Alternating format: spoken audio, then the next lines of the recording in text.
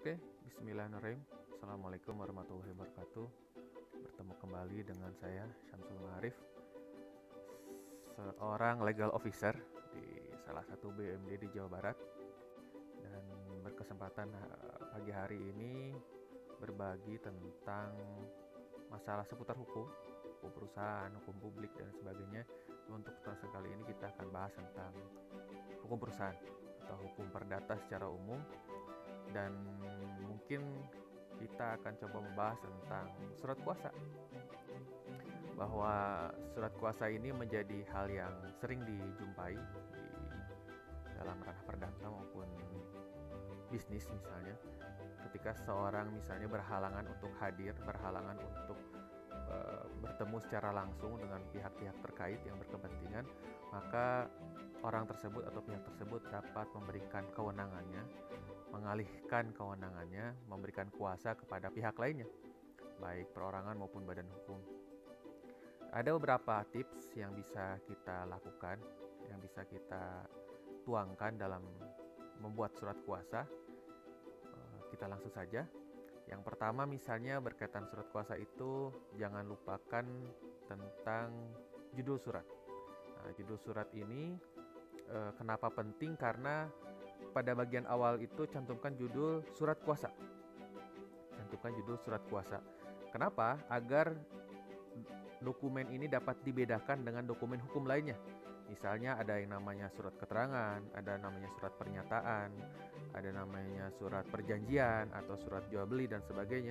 Nah, judul surat kuasa ini merupakan identitas saja, identitas agar lebih mudah dikenali ketika dijadikan alat bukti ataupun dijadikan arsip dalam suatu dokumen, seperti itu. Dan untuk rekan-rekan yang bekerja di perusahaan sebagai law officer ataupun di dinas instansi, surat kuasa ini juga di bagian awal atau di bagian kepalanya itu dapat dibubuhkan, dicantumkan nomor surat kuasa. Agar misalnya dalam 1 bulan atau dalam 1 tahun banyak sekali mengeluarkan surat kuasa, maka sebagai penambahan penguat identitas selain judul surat kuasa dapat dicantumkan nomor surat kuasa. Nomor sesuai dengan penomoran dalam instansi ataupun perusahaan tersebut.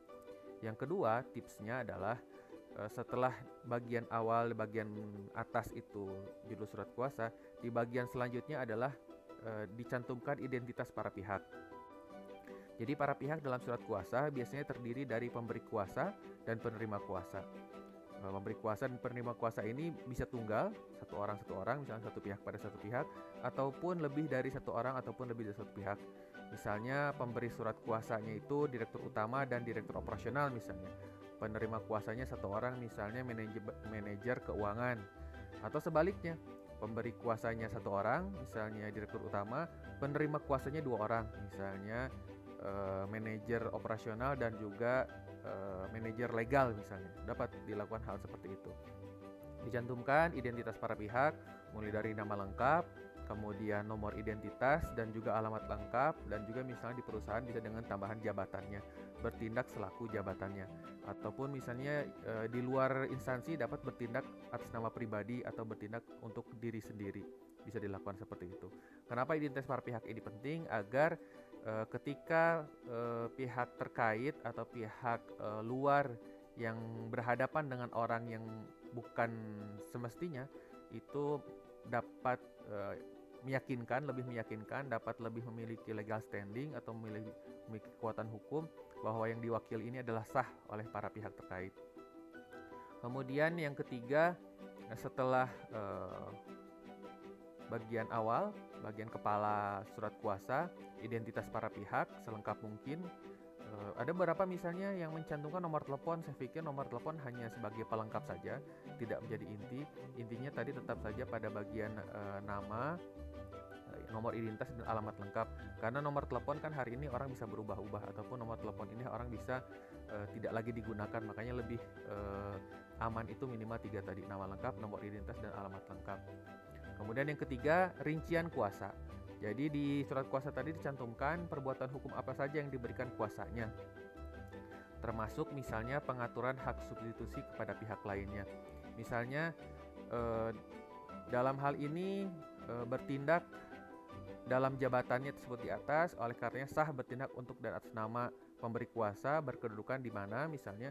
Kemudian ada kata khusus, ada kata khusus agar menjadi identitas penguat bahwa surat kuasa ini diberikan khusus untuk keperluan tertentu. Nah, keperluan tertentu ini kemudian dirinci. Perbuatan hukum apa saja yang bisa dilakukan? Misalnya mewakili pemberi kuasa selaku direktur utama atau pemilik dari rekening tertentu misalnya, atau pemilik dari aset tertentu.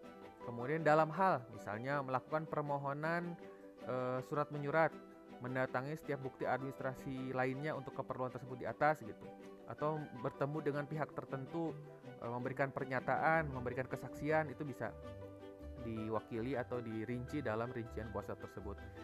Nah, kemudian yang selanjutnya selain rincian kuasa, yang keempat itu ada objek kuasa. Objek kuasa itu tentukan objek tujuan kuasa, cantumkan misalnya kondisi atau permasalahan yang menjadi sebab diberikannya kuasa. Misalnya kalau dalam kos pidana mewakili, atau di kos perdata juga mewakili pemberi kuasa selaku pihak yang dipanggil sebagai saksi dalam kasus sekian misalnya, atau objek tujuan kuasa itu misalnya kondisinya itu mewakili tersangka gitu kan, atau mendampingi tersangka dalam hal pemeriksaan misalnya, ataupun lainnya. Sehingga dalam kuasa juga cukup dijelaskan permasalahan apa yang menjadi sebab diberikan kuasa, ada latar belakangnya.